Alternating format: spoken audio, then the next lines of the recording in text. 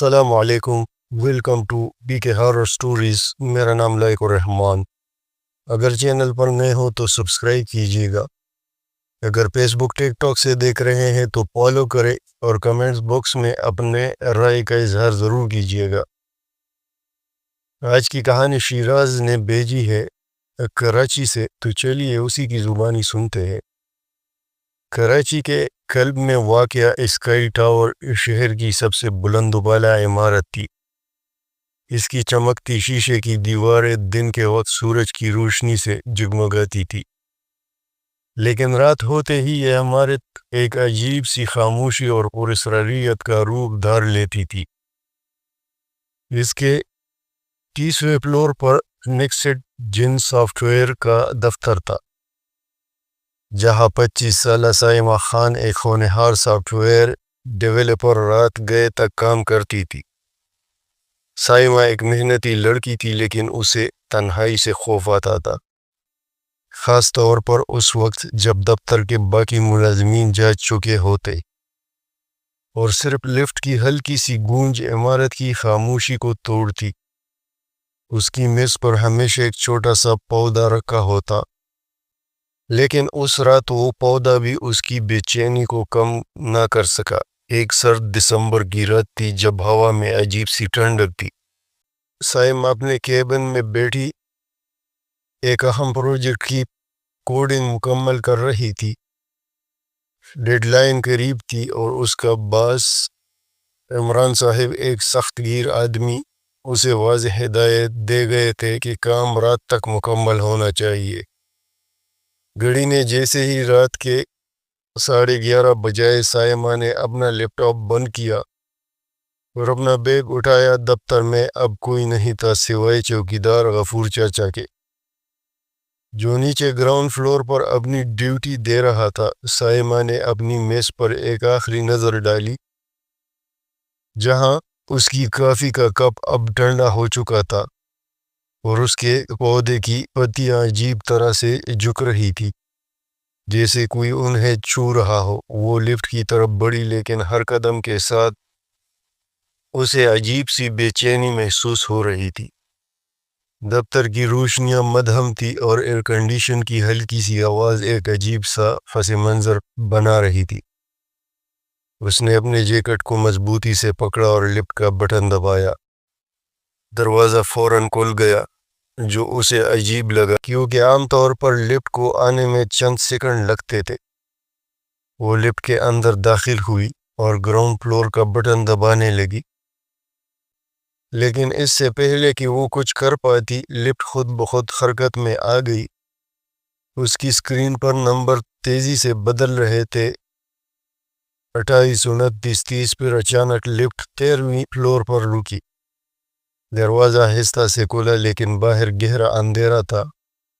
سائمہ نے سوچا کہ شاید بجلی کا کوئی مسئلہ ہے، لیکن اس عمارت میں ایمرجنسی لائٹس ہر وقت فعال رہتی تھی۔ اس نے اپنے فون کی ٹارچ جلائی، لیکن روشنی باہر کے اندھیرے کو چیر نہ سکی۔ اس کی سانس تیز ہو رہی تھی اور اسے لگا جیسے اس کا دل سینے سے باہر نکل آئے گا۔ اچانک ایک ہلکی سی سرگوشی اس کے کانوں میں گونجی، آؤ میری مدد کرو۔ آواز اتنی قریب تھی کہ سائمہ نے خوف سے اپنے کانوں کو ہاتھوں سے ڈھانپ لیا۔ اس نے فوراً دروازہ بند کرنے کا بٹن دبایا، لیکن لفٹ نے حرکت نہ کی۔ اس نے اپنے ارد گرد دیکھا اور لفٹ کے آئینے میں ایک عجیب سا سایہ نظر آیا۔ یہ کوئی انسانی شکل تھی، لیکن اس کا چہرہ دھندلا تھا، جیسے دھوئے سے بنا ہو۔ سائمہ نے خوف سے پیچھے ہٹنے کی کوشش کی، لیکن اس کے پاؤں جیسے زمین سے چپک گئے تھے۔ سائے نے آہستہ سے اپنا ہاتھ بڑھایا اور سائمہ کو لگا جیسے کوئی اس کے کندھے کو چھو رہا ہے۔ اس کا لمس اتنا سرد تھا کہ اس کے جسم میں سنسناہٹ دوڑ گئی۔ تم کون ہو؟ سائمہ نے ڈرتے ہوئے پوچھا۔ اس کی آواز خوف سے بھاری تھی۔ سائے نے کوئی جواب نہ دیا، لیکن لفٹ اچانک دوبارہ حرکت میں آ گئی۔ اس بار یہ تیزی سے نیچے کی طرف جا رہی تھی، لیکن اسکرین پر نمبر اب الٹے دکھائی دے رہے تھے۔ 1 2 3 سائمہ چیخ پڑی۔ اس عمارت میں کوئی خانہ تو تھا ہی نہیں۔ اس نے اپنا فون نکالا، لیکن اسکرین پر کوئی سگنل نہیں تھا۔ لفٹ رکی اور دروازہ آہستہ سے کھلا۔ باہر ایک لمبی تاریک راہداری تھی جس کی دیواروں پر عجیب سی نشانات تھے، جیسے کوئی قدیم زبان میں لکھا ہو۔ راہداری کے آخر میں ایک پرانا زنگ آلود دروازہ دکھائی دے رہا تھا، جس سے ایک ہلکی سی روشنی نکل رہی تھی۔ سائمہ بھی کچھ سوچ پاتی کہ سائے نے اس کا ہاتھ پکڑ لیا۔ اس کا لمس اتنا سرد تھا کہ سائمہ کے جسم میں درد کی لہر دوڑ گئی۔ یہاں سے نکلو ورنہ تم بھی میری طرح پھنس جاؤ گی، سائے نے کہا۔ اس کی آواز گہری اور بھاری تھی، جیسے برسوں سے کوئی اسے سننے والا نہ ملا ہو۔ سائمہ نے ہمت کر کے پوچھا، تم کون ہو اور یہ جگہ کیا ہے؟ سائے نے آہستہ سے کہا، میں نادیہ ہوں۔ یہ عمارت بن رہی تھی، میں یہاں ایک معمولی کلرک تھی۔ ایک رات میں اس لفٹ میں پھنس گئی۔ مینٹیننس کا عملہ چھٹی پر تھا اور میری چیخیں کسی نے نہ سنی۔ میں نے گھنٹوں مدد مانگی لیکن کوئی نہ آیا۔ آخر کار لفٹ گر گئی اور میری جان چلی گئی، لیکن میری روح وہ اس لفٹ میں قید ہو گئی۔ سائمہ کے رونگٹے کھڑے ہو گئے۔ اس نے اپنی ساری ہمت جمع کر کے پوچھا، لیکن یہ راہداری، یہ دروازہ؟ نادیہ نے کہا، یہ لفٹ ایک لعنت ہے۔ اس عمارت کی بنیاد میں ایک پرانا مقبرہ تھا جسے تعمیر کے دوران مسمار کر دیا گیا۔ اس مقبرے کی روحیں اب اس لفٹ کے ذریعے اپنا بدلہ لیتی ہیں۔ یہ راہداری اس مقبرے کی باقیات کی طرف جاتی ہے، اور وہ دروازہ، اس کے پیچھے وہ طاقت ہے جو مجھے یہاں روکے ہوئے ہے۔ اگر تم اسے کھول دو گی تو میں آزاد ہو جاؤں گی، لیکن اس کی قیمت ادا کرنی پڑے گی۔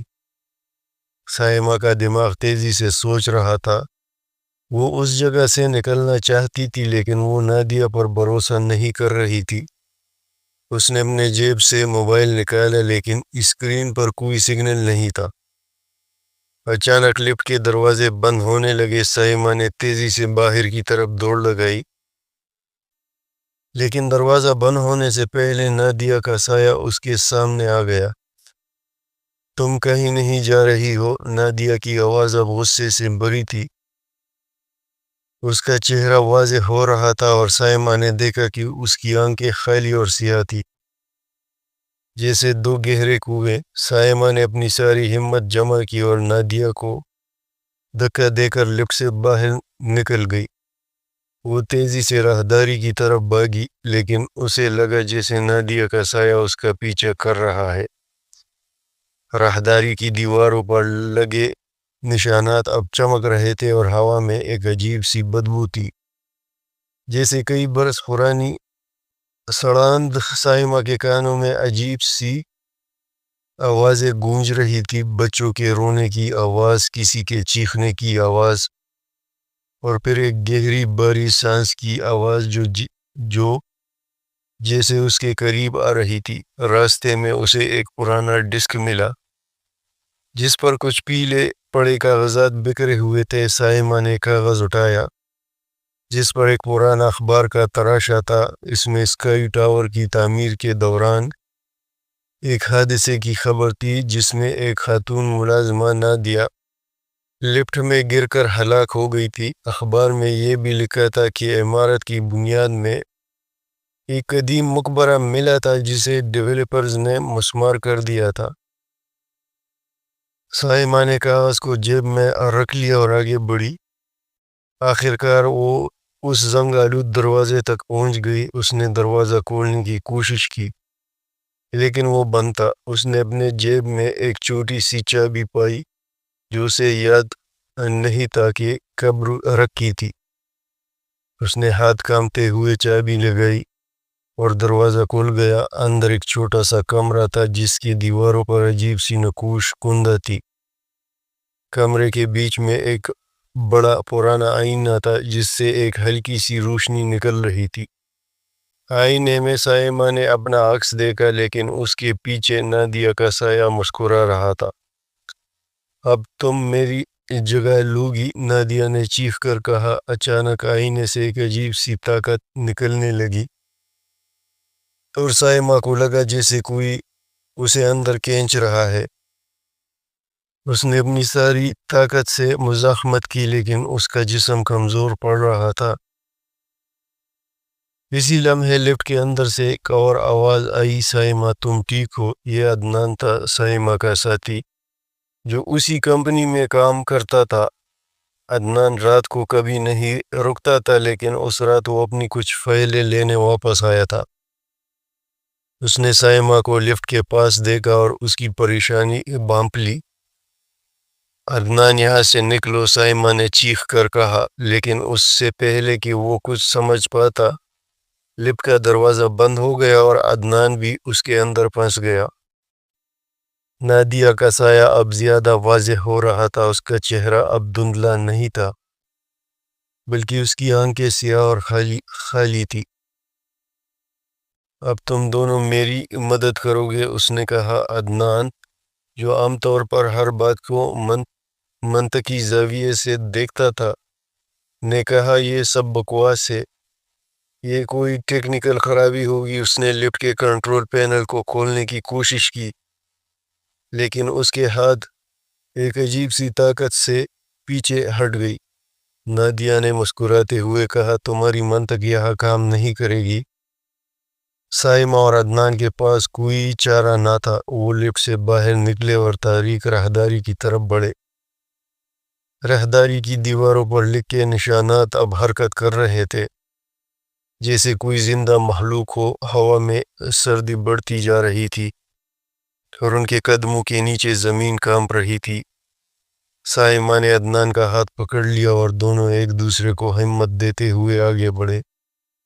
راستے میں انہیں ایک اور کمرہ ملا جس میں ایک پرانی الماری کھڑی تھی۔ عدنان نے الماری کھولی اور اندر ایک پرانی ڈائری پڑی تھی۔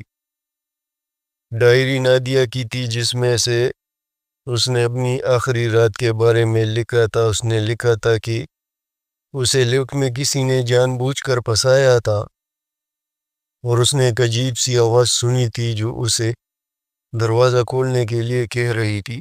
ڈائری کے آخری صفحے پر ایک عجیب سا نقشہ تھا جو اس راہداری کی طرف اشارہ کرتا تھا۔ سائمہ اور عدنان نے ایک دوسرے کی طرف دیکھا۔ ہمیں اسے روکنا ہوگا، عدنان نے کہا۔ وہ دوبارہ آگے بڑھے، لیکن اب راہداری اور بھی خوفناک ہوتی جا رہی تھی۔ دیواروں سے خون جیسے مائع رس رہا تھا اور ہوا میں ایک عجیب سی آواز گونج رہی تھی، جیسے کوئی زنجیریں گھسیٹ رہا ہو۔ سائمہ کو لگا جیسے کوئی اس کے پیچھے چل رہا ہے، لیکن جب اس نے مڑ کر دیکھا تو وہاں کوئی نہ تھا۔ عدنان نے اسے مضبوطی سے پکڑا اور کہا، ہم اس سے نکل جائیں گے، سائمہ بس ہمت نہ ہارو۔ آخرکار وہ زنگ آلود دروازے تک پہنچے۔ سائمہ نے چابی نکالی اور دروازہ کھولا۔ اندر ایک چھوٹا سا کمرہ تھا جس کی دیواروں پر عجیب سے نقوش کندہ تھے۔ کمرے کے بیچ میں ایک بڑا آئینہ تھا جس سے ایک ہلکی سی روشنی نکل رہی تھی۔ آئینے میں سائمہ اور عدنان نے اپنا عکس دیکھا، لیکن ان کے پیچھے نادیہ کا سایہ مسکرا رہا تھا۔ اب تم میری جگہ لوگے، نادیہ نے چیخ کر کہا۔ آئینے سے ایک عجیب سی طاقت نکلنے لگی اور سائمہ اور عدنان کو لگا جیسے کوئی انہیں اندر کھینچ رہا ہے۔ عدنان نے فوراً اپنے جیب سے ایک چھوٹا سا کتاب نکالا جو اس کی دادی نے اسے دیا تھا، جس پہ کچھ قرآنی آیات مکتوب تھے، لکھے ہوئے تھے۔ اس نے آئینے کے سامنے پڑھنا شروع کیا اور ایک زوردار دھماکے کے ساتھ آئینہ ٹوٹ گیا۔ نادیہ کی چیخ پوری راہداری میں گونج اٹھی اور اس کا سایہ دھوئیں کی طرح غائب ہو گیا، لیکن اس سے پہلے کہ سائمہ اور عدنان سکون کا سانس لیتے، کمرے کی دیواروں پر لکھے نقوش چمکنے لگے۔ ایک گہری خوفناک آواز گونجی، تم نے ایک روح کو آزاد کیا، لیکن لعنت ابھی ختم نہیں ہوئی۔ زمین ہلنے لگی اور کمرہ غائب ہو گیا۔ سائمہ اور عدنان خود کو گراؤنڈ فلور پر لفٹ کے باہر کھڑے پائے۔ ان کا جسم پسینے سے شرابور تھا اور ان کے دل ابھی بھی دھڑک رہے تھے۔ انہوں نے پیچھے مڑ کر لفٹ کی طرف دیکھا لیکن وہ بند ہو چکی تھی۔ اچانک انہیں ایک عجیب سی آواز سنائی دی۔ یہ غفور چاچا کی آواز تھی جو نیچے سے چیخ رہے تھے۔ سائمہ اور عدنان تیزی سے سیڑھیوں سے نیچے بھاگے اور دیکھا کہ غفور چاچا زمین پر گرے ہوئے تھے۔ ان کا چہرہ خوف سے سفید پڑ چکا تھا۔ لفٹ میں کوئی تھا، انہوں نے ہانپتے ہوئے کہا۔ سائمہ اور عدنان نے ایک دوسرے کی طرف دیکھا۔ انہیں معلوم تھا کہ یہ لعنت ابھی ختم نہیں ہوئی۔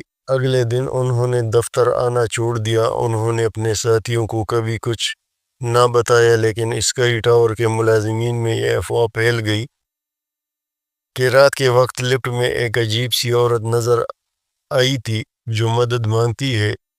کچھ کہتے کہ نادیہ کی روح اب بھی وہاں ہے، لیکن کچھ کا ماننا ہے کہ عدنان نے جو سورہ پڑھی تھی تو اس سورہ کی وجہ سے وہ ہمیشہ کے لیے ختم ہو چکا تھا۔ لیکن رات کے وقت جب لفٹ کی روشنی مدھم ہوتی ہے، کچھ لوگوں کو اب بھی عجیب سی سرگوشیاں سنائی دیتی ہے جو کہتی ہے دروازہ کھولو، میری مدد کرو۔ کچھ دن بعد سائمہ نے اپنے جیب میں وہی چابی دوبارہ پائی جو اسے راہداری میں ملی تھی۔ اس نے اسے فوراً سمندر میں پھینک دیا، لیکن اس رات اسے اپنے خواب میں وہی زنگ آلود دروازہ نظر آیا جو آہستہ آہستہ کھل رہا تھا۔ یہ تھی آج کی کہانی۔ امید کرتا ہوں آپ کو پسند آئی ہوگی۔ اگلے ویڈیو تک اللہ حافظ۔